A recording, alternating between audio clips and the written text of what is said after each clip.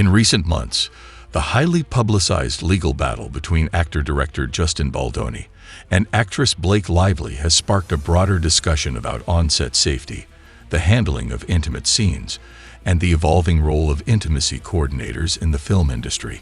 Central to the controversy is a dispute over whether an intimacy coordinator was properly engaged for the production of It Ends With Us, and whether several mature scenes were, in fact, improvised without the necessary safeguards. With allegations ranging from sexual harassment to defamation, industry professionals and audiences alike are calling for clearer guidelines and better communication on set. To shed light on these complex issues, we spoke with veteran intimacy coordinator Mia Shaker, who provided expert insight into standard practices and where things may have gone awry. The background of the legal dispute. The controversy erupted when Blake Lively filed a civil rights complaint that later evolved into a federal lawsuit against Justin Baldoni, his production company, and several other parties. Lively's suit alleges that Baldoni created a hostile work environment by engaging in sexually harassing behavior during the filming of It Ends With Us. Among her claims is that intimate scenes were conducted without proper planning or adherence to industry safety protocols, including the absence of a required intimacy coordinator during crucial moments. In response, Baldoni countersued, accusing Lively and her husband, actor Ryan Reynolds, of defamation and extortion. He contends that Lively's team misrepresented the facts by alleging that no intimacy coordinator was present for certain scenes, while he asserts that a coordinator was indeed hired.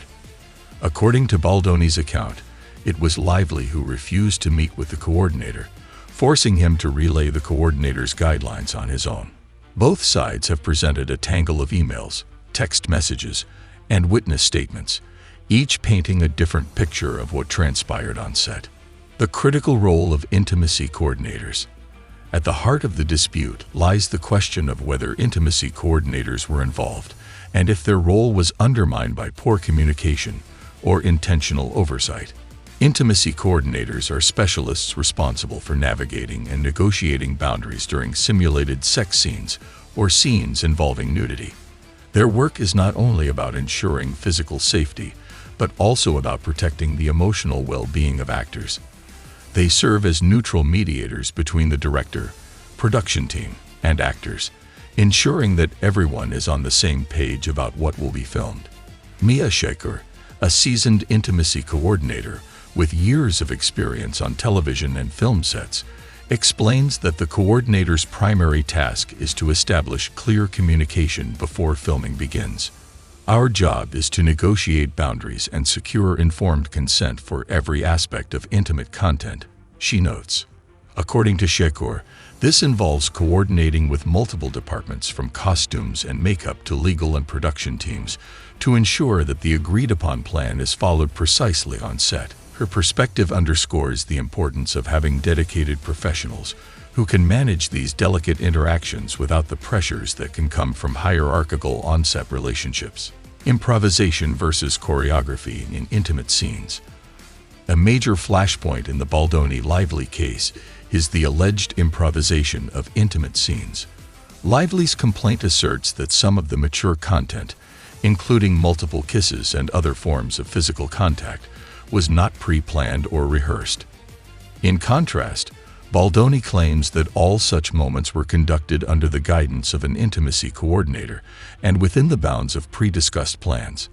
Shaker explains that improvisation in intimate scenes is not inherently problematic provided that it is communicated and consented to by all parties involved. In the highly controlled environment of a film set, any deviation from the script, particularly in scenes involving simulated sex or nudity, must be carefully managed. If an actor wants to deviate from the agreed plan, there must be a prior discussion to ensure everyone is comfortable with the change. Shaker states, "The absence of this conversation," she warns, "can lead to confusion, misinterpretation, and even feelings of violation." In the context of the current legal battle, the lack of clear communication about what was to be expected in certain scenes appears to be a key point of contention. The slow dance scene. A closer look. One of the disputed sequences involves a slow dance montage that quickly escalated into an intimate encounter not explicitly outlined in the script. According to Lively's account, during this scene, Baldoni deviated from the planned action by initiating unapproved physical contact. He purportedly leaned in and began to kiss and caress Lively in ways that were not part of the scripted performance, including comments that blurred the line between character interaction and personal commentary.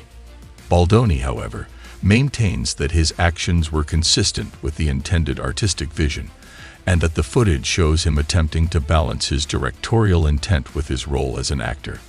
Nevertheless, the absence of a pre-discussed plan led to a situation where Lively found herself caught off guard.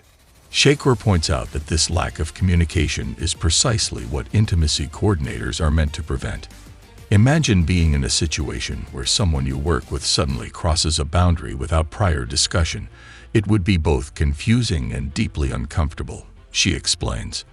From an industry perspective, the scene raises important questions about the balance between creative spontaneity and professional boundaries.